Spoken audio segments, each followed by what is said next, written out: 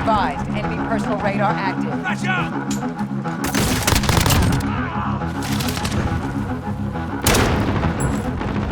One last question hangs over Modern Warfare. The game's campaign is a brilliant technical exercise, but the multiplayer is in truth the part with the real staying power. It's the big attraction for many, myself included. So given it's playable on 5 platforms, altogether if you like, with crossplay, which one offers the biggest competitive advantage online? Does it depend on mode? If we're talking frame rate and visual quality, does the base Xbox One lag too far behind the X model for it to be fair?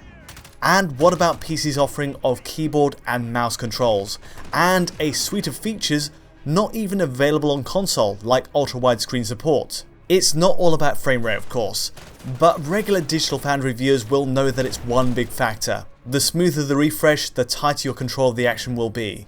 I'll be digging through all of this, from base PS4 through PS4 Pro, a summary of where's best to go to boost your chances of staying on top of the scoreboard. So let's see how it breaks down.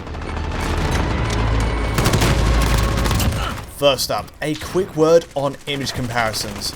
More so than any Call of Duty before it, the quality of visuals do matter in how far away you can see, across some truly gargantuan maps in modes like Ground War. Heck, even the Anea Palace stage, a team deathmatch map, stretches out a great ways.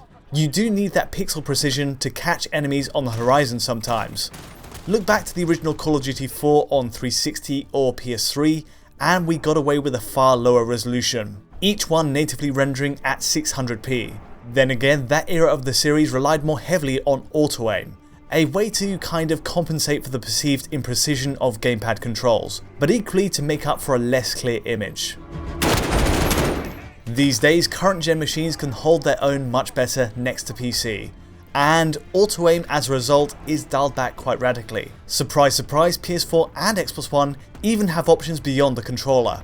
So here's a small tip for those who didn't know.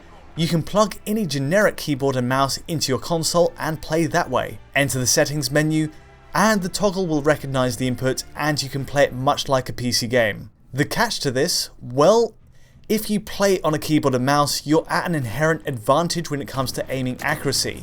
And so to counter this, Infinity Ward will only match you with other keyboard and mouse players. Likewise, if you use a controller, it pairs you up online accordingly. We've seen this work before, but Modern Warfare really shows that convergence between console and PC, and nobody's been left out. So the input advantage is null then. You can play however you like, but let's say you're sticking to the controller all round, is there still an advantage to playing on PC? Here's a quick comparison between PS4 Pro and PC on this Hackney Yard map, and well, it's pretty telling of how closely paired all platforms are in getting the basics across. Shadow quality, draw distances, textures, post effects are all so closely matched, I'd be splitting hairs to find a difference graphically. And yet there is a colossal plus point on PC. I'm on Pro here while Alex Battaglia is running on a PC with an RTX 2080 Ti, a Ryzen 3900X CPU and 16GB of 3200MHz DDR4. It's the works. As you can expect, he's pushing totally maxed out settings on this rig, and ray tracing is of course enabled. Most crucially though, that PC's hitting 120 frames per second. Let's have a little zoom in here for effect. We're quite literally doubling the top frame rate I'm getting on PS4 Pro. If that isn't a competitive advantage, I don't know what is. Okay, this video encode is at 60fps, but you get the point. Playing on a 120Hz display, you're getting far more visual feedback than the console competition. The second big advantage to PC here is also pretty clear. It's running on wider FOV settings with an ultra-wide monitor. You're getting more world detail in your periphery this way, running at 2560 by 1080 on PC in this case, or a 21:9 aspect ratio. Meanwhile, our dear PS4 Pro here is limited by comparison to a 16:9 display.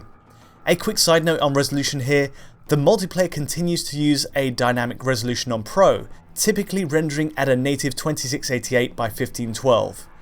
It's similar to the campaign, but a change from the setup in the multiplayer beta, which would adjust on only the horizontal axis. Either way, advantage PC. Crossplay may be in, but that does not mean a level playing field. Visibility is wider and frame rates are higher, sometimes doubled. Right then, it looks pretty sewn up at this point. No question PC is the way to go, especially if you're playing on a controller, forcing a matchup with other controller players, who, let's face it, will probably be console players. But let's take PC out of the equation for a second. How do the 4 consoles compete otherwise? Well, frame rate is the next big divider, something I'll cover in a second, but practically speaking, so much of the game's design is tied into its visuals, so it's hard to prune anything back. The game's dynamic shadows, for example, play a big part in telling you where the enemy player is, above, below or behind, all based on where the light source is. Draw distances too have to remain equal on every platform for it to be fair. Crossplay is such a big feature, and so for base Xbox One, the weakest of the 4, opportunities to drop settings are limited. This is the 4-way footage of the beta, including PC, and while it is a bit older, you can see the baseline visual setting is largely like for like. To be blunt then, it all comes down to resolution if we're talking visual advantages. Only the base PS4 or Xbox One trail the pack in any considerable way here. PS4 Pro guns for around 1512p with temporal reconstruction, while Xbox One X is pushing for a dynamic 4K. Both simply give you a more detailed view of the map at range.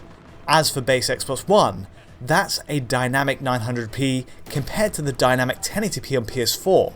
But the reality is it's rendering under that in both cases, and with effects and lighting showing clear stair stepping. Equally, you'll notice that motion blur on camera whip pans is lower quality overall, producing more dithering. Not only does this mean the base Xbox One looks blurrier, but it also cuts into the visibility on big maps like the Karst River Quarry.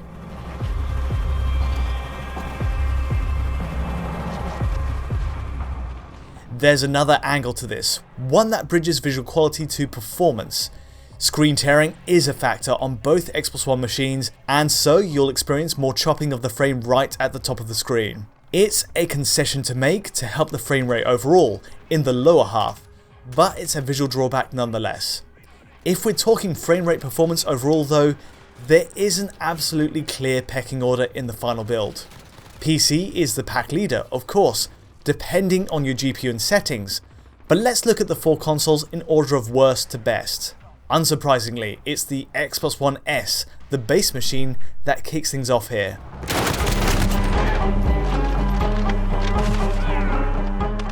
Okay, there's several points on multiplayer.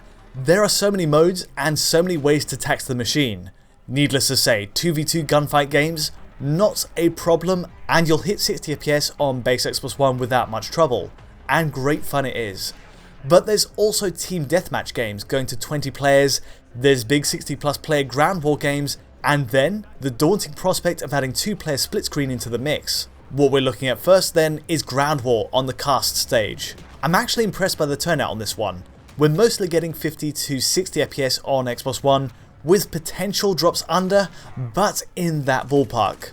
Congested on a bridge, it tends to drop to the lowest point, but on the whole, it's pushing far higher numbers than I'd expected. So, it's competitive with the other machines, broadly speaking. If we switch to base PS4, the next best machine for performance, it's a similar story. Ground war runs in that 50 to 60 FPS pocket on the PS4, where the drops are just about tolerable. Long range sniper zooms are tellingly the hardest strain on the machine, showing so much of the stage at once. But these moments are the outliers, and looking at other bigger ground war stages like this, with lots of tall buildings, really it's very playable all round on base PS4.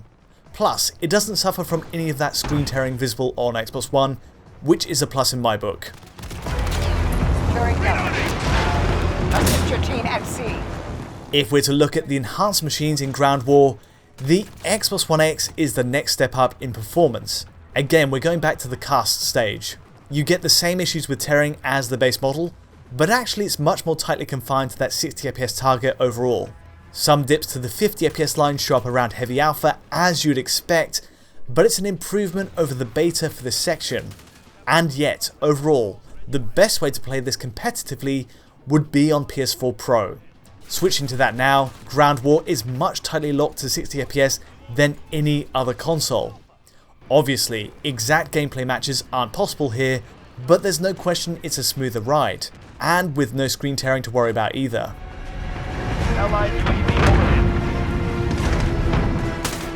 What of the main attraction though? Team Deathmatch is a series staple, going up to 20 players, and bizarrely, most matchups run lower than Ground War. Again, it's base Xbox One that kicks things off as the worst case. You get 40 to 60 FPS in regular multiplayer. Case in point, the Piccadilly map wavers up and down that graph constantly. It's a gorgeous looking area with loads of interactive physics-based objects, screen space reflections, and volumetric fog.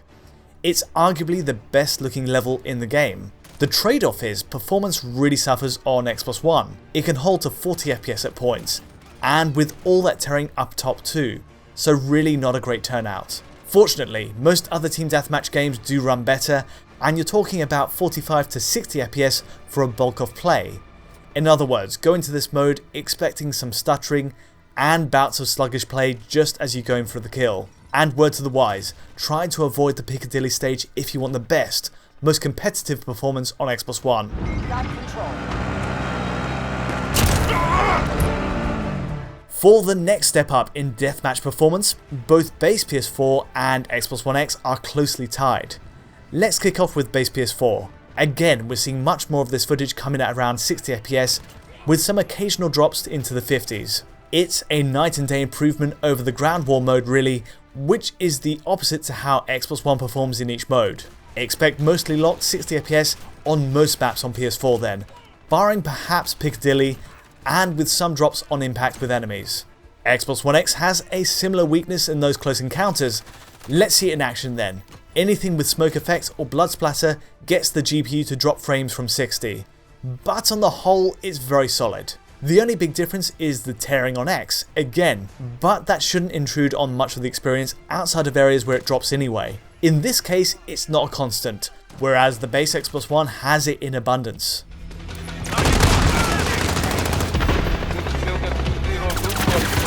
The last machine is the Frontrunner. There's not much to say about this one. PS4 Pro again comes out on top in Team Deathmatch. Just like the beta and the campaign mode, it performs like a machine that was optimized for first. It comes across as the developer's target platform in many respects, paying off in the smoothest output of all the machines here.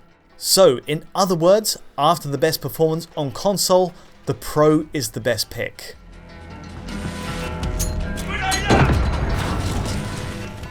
Split screen play then. It's very much in and supports up to 2 players, and yet Infinity Ward are realistic about what it can get away with. Ground War games and 20-player deathmatches aren't supported with 2 players running on the same console, and that makes sense given the drops we're already seeing, but at least standard team deathmatch is allowed. Here we have the base Xbox One then, and yep, it's pretty much as bad as it gets. It's a write-off for any competitive play. The perspective is chopped vertically, and the frame rate speaks for itself. Expect 30 to 60 FPS on base Xbox One, though mostly at the 40 FPS line.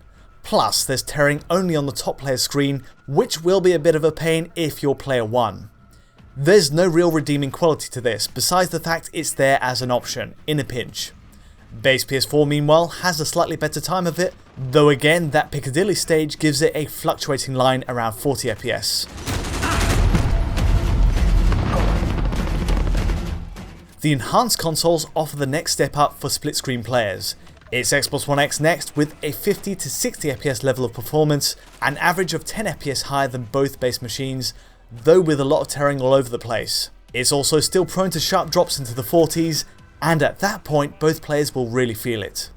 For the best turnout, it's again the PS4 Pro, which hardly clears a straight 60 FPS at all, but averages at a slightly higher line overall. This isn't ideal, but I'm very glad we have the option. It's part of the series' legacy, going back to the halcyon days of Call of Duty 4 with 4-player support. A great feature to include, even if it's a bit of a fudge technically.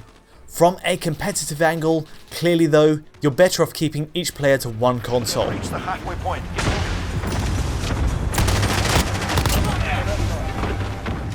As a summary then, PC is the king of the pack. It's hard to argue ray tracing gives any strategic edge over consoles while online. The higher frame rate though, and the ultra-wide settings are a big factor.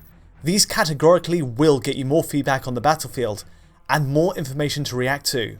There's no question, even with the controller in hand, it's the way to go. PS4 Pro meanwhile gets closest to 60 FPS on the consoles in every mode you can see on the menu. Not only is PS4 Pro the leader in performance, it's also got the timed exclusive Spec Ops Survival mode, something Xbox One and PC will get a year down the line. Xbox One X is a solid alternative then, and with a higher resolution, but it is still a step down in performance.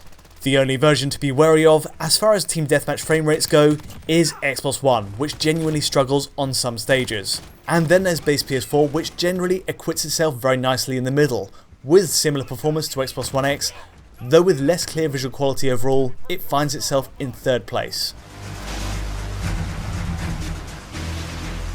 That about breaks down with the PC and console stand. Modern Warfare has been a blast to play this week, and hopefully this gives you a good enough breakdown of what you're getting per machine. If you did find it useful at all, feel free to like or subscribe, and don't forget to hit the bell to get notifications as any new video lands. To get a high quality pristine version of this video, check out our Patreon at digitalfoundry.net, and to get in touch with me or the team directly, just use Twitter. But from me for now, thanks for watching.